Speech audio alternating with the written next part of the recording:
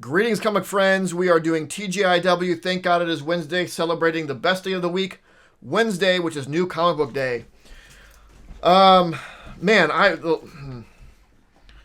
had hope. I had over the last couple weeks, I had some major hope, and oh, hi pup, hi pup. Someone's full of sassafras right now.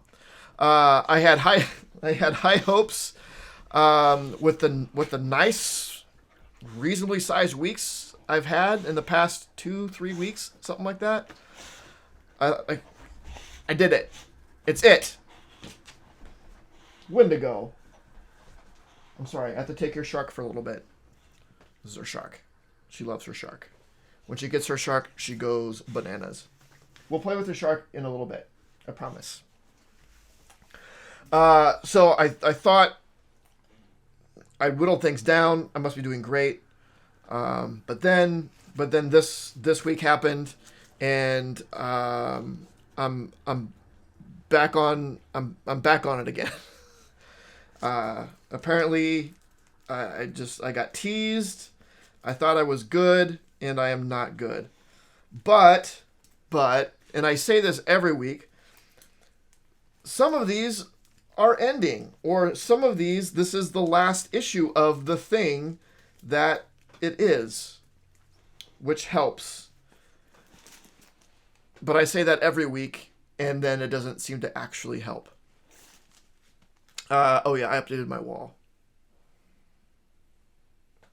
If anyone cares.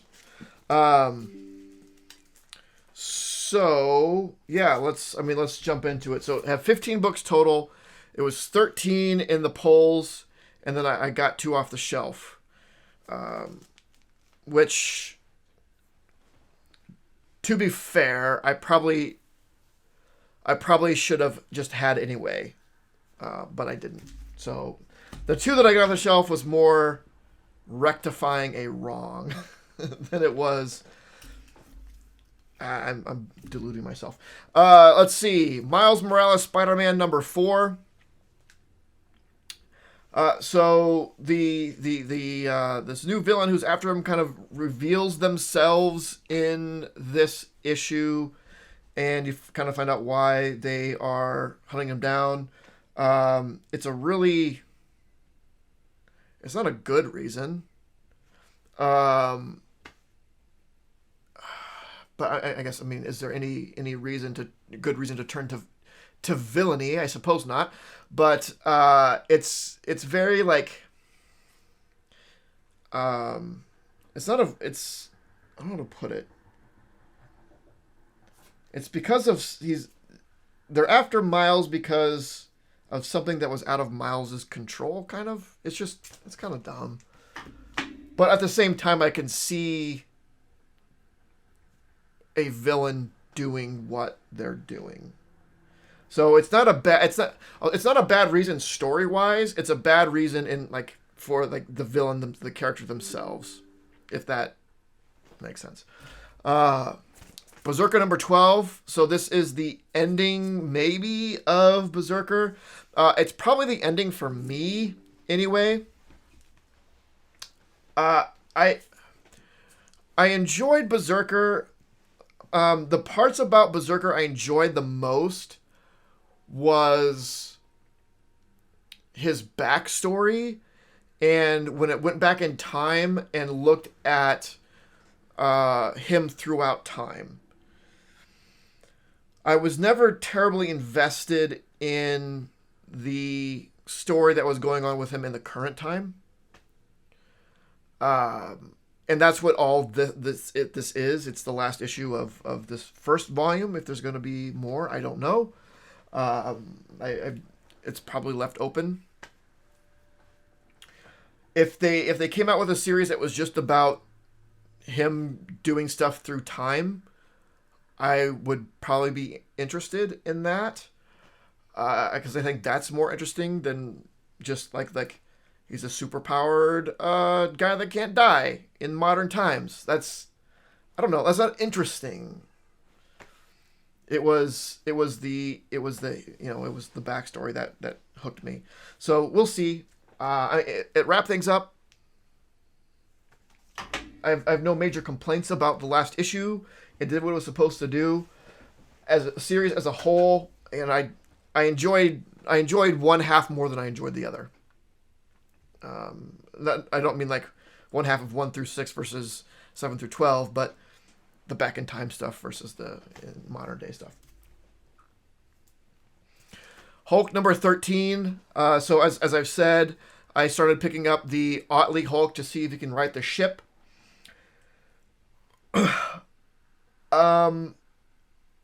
He seems to be doing the best he can with what he has. It's explaining a little bit more about the spaceship Hulk and how it came to be, and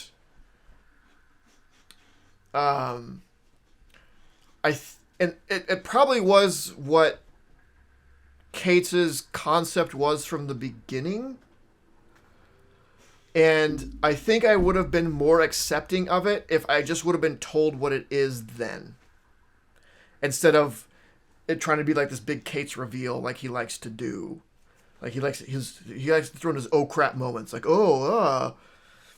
But in this case, the oh crap moment of explaining what was going, like why things were the way they were, was important in accepting why things the way that they were. Because, you know, and I'm not saying with this explanation I'm okay with Spaceship Hulk. I still think it is a stupid idea. But knowing how it came to be,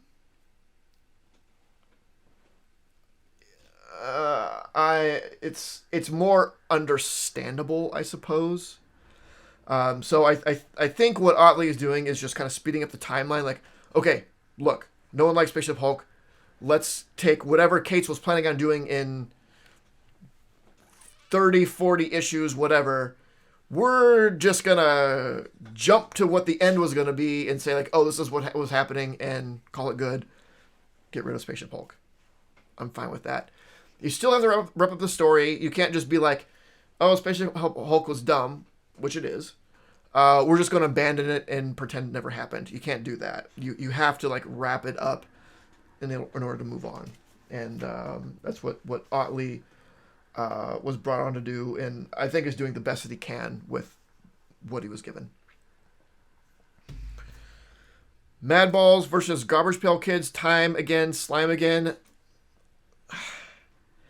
It is my guilty pleasure.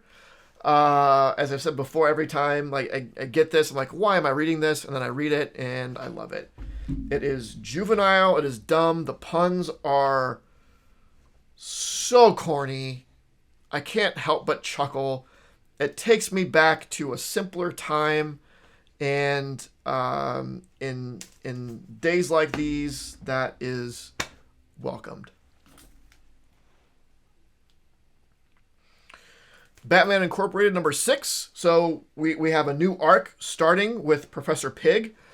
There still is there's the team is, you know, after the last arc. Oddly enough, some characters are more okay with Ghostmaker, and some characters are less okay with Ghostmaker after what happened in the last arc. But this Professor Pig story from this first issue looks really good. I'm really into it. Professor Pig is, I think, is an interesting character. He's just like straight psychopath. So I'm looking forward to where that goes. House of Slaughter 14. So this is part 3. Yes, part 3 of The Butcher's Return. This is an interesting story. So we have sort of a defect from the House of Butcher, the House of Boucher, who is like taking these kids in that have experienced these monsters. So which typically one of the houses kind of picks them up and starts to train them. But he is like, no, I want to save them from that life. And one kind of gets away from him. And he's trying to get him back. It's a very good sort of, I guess, redemption story. I enjoy it. Tales from Nottingham #2. So this is backstory of or origins of the sheriff from Sheriff Black. Is it Blackthorn? Black? I forget. The sheriff, right? The sheriff of Nottingham. Who in this telling of Robin Hood really is the good guy. In most tellings, he is not. And I'm thinking we might get into maybe the origins of Robin of Locksley, or the starts of that, and maybe of their relationship. But it's good. In Nottingham in the original series, I mean, the sheriff was the hero, right? He was the good guy. He was the interesting character. It was Robin who was almost like a Joker-esque character, really. He was very chaotic. He isn't sort of the idea of Robin Hood that we're used to. So getting some more information on the sheriff, it's actually very interesting. I do enjoy it. TMNT: The Armageddon Game #6. We're winding down. I think we have only 6 or so more issues of this in its various forms between the Armageddon Game and the alliances and the main title. It is starting to lead to finally to some sort of, we're not in the end stretch yet, but this is leading to the end stretch sort of thing. Again, it's good. It's a little too long-winded. Gold Goblin #5. So we have Norman trying to redeem himself, and being confronted by the Goblin Queen, who is trying to get him to revert to form, and trying to tempt him, or between tempting and forcing him to become the Green Goblin again and become evil and take back his sins, which have been cleansed. It's a very good story, and I really like this cleansed good Norman and his dynamic with Peter. I think it's very interesting. It's obviously it's not a healthy relationship, nor would I expect it to be, but it's an interesting relationship. And I mean, it can't last forever, right? At some point, he's gonna become Green Goblin again, or else, like, I don't know. So to have him temporarily be good and then go to Green Goblin, it's not a big payoff, right? They have to make a big scene of how good he is and how he is redeemed and all of that in order for him to return to Green Goblin to be more impactful. So we get him teaming up with Peter. We get him having his own miniseries about how good he is still, which obviously is just fuel for the fire of when he returns to being Green Goblin. It's that much more like meaningful, I suppose. I'm in no way deluded that good Norman is here to stay. Secret Invasion #5. This wraps up this Secret Invasion. So I think I enjoyed it up until the ending. I think there were a lot of interesting things that happened, particularly around Maria Hill, that were really, really interesting. And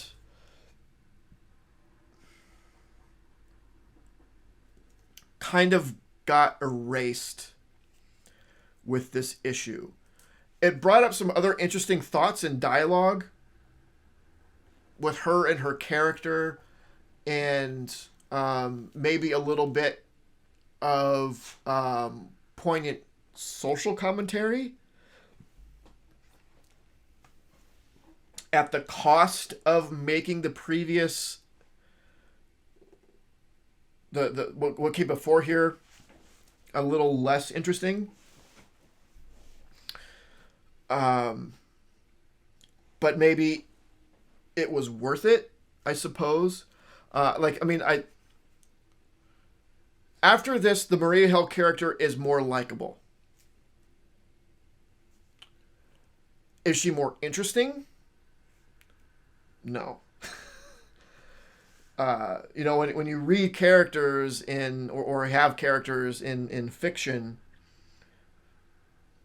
it's not just about them, you know, that you like them. Like, some of the best characters are characters you hate, right? It's because, but they're interesting, so it makes the story and what's going on around them engaging. So what happens here, I'll say, makes the character more likable but less interesting. And I don't want to give anything away. This is a no spoiler zone. Noctera number 12. Everyone dies. Just kidding. That was a no spoiler joke. Well, I mean, the spoiler for this is kind of on the cover, so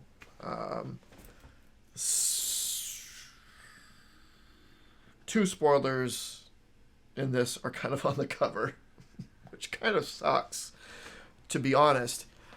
I'm still not going to explicitly state it, but there's the cover. It doesn't really take anything away from it. It's still very good. There are twists in here, and it seems like this is probably leading up to maybe the final arc of this story, which is good. This is the kind of book that needs to have an ending, and not just keep going and going and going. There has to be like an end goal, and it is either achieved or it's not, and that's it. And I do think that's where this is going. I do trust Scott Snyder enough to make the right decision and do that. And I'm looking forward to how it ends, because it's been a good ride. Star Trek number 5. This is the second to last issue of this, and we have a whole bunch of different Star Trek characters from different series, from original series, from Next Generation, from Deep Space Nine. I mean, what else matters? I don't know if there's anything from Voyager. I don't think. Klingons being in Klingons. There are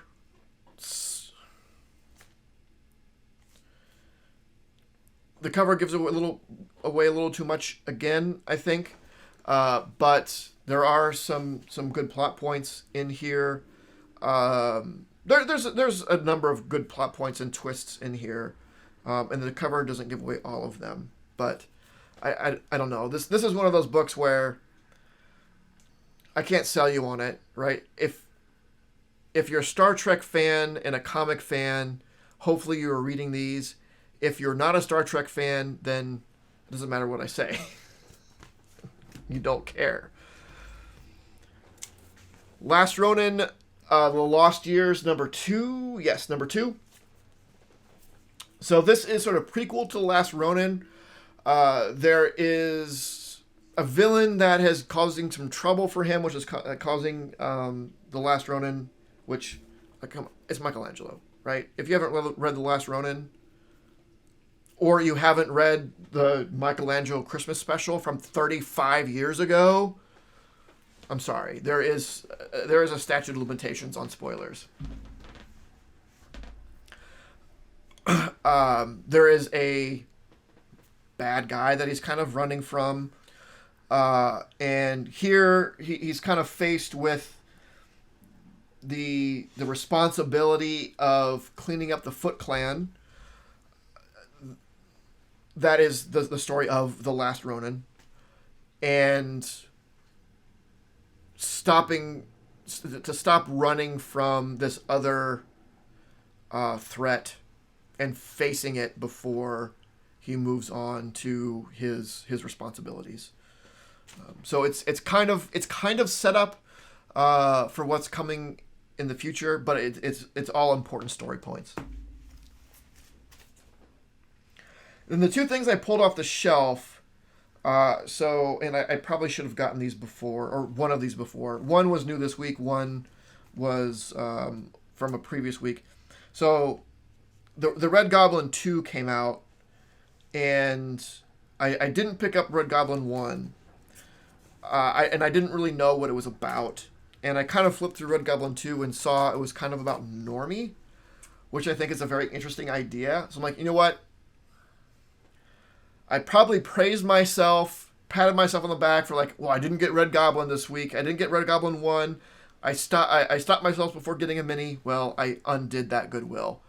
I flipped through Red Goblin 2, like, oh, Normie Osborn. This is kind of an interesting thing. So there were still Red Goblin 1s at my LCS, so I picked up 1 and then 2 off the shelf. So, sue me. But that's it. That's nothing else really special or interesting got picked up from the stores this week. But yeah, a good chunk of books. Hopefully this isn't the norm. I'd like to go back to the around like when I was having like 5 to 7 books. Like that was perfect. But again, everything was good. There's nothing that I regret getting. Whereas in the past, I've been like, I don't know why I'm getting this. I'm just getting this now because I've already started getting it. I have to continue with it. I don't really have any of those anymore. I haven't picked up any that would sort of lend itself to that. So we are doing better, but we are still getting through some stuff. But yeah.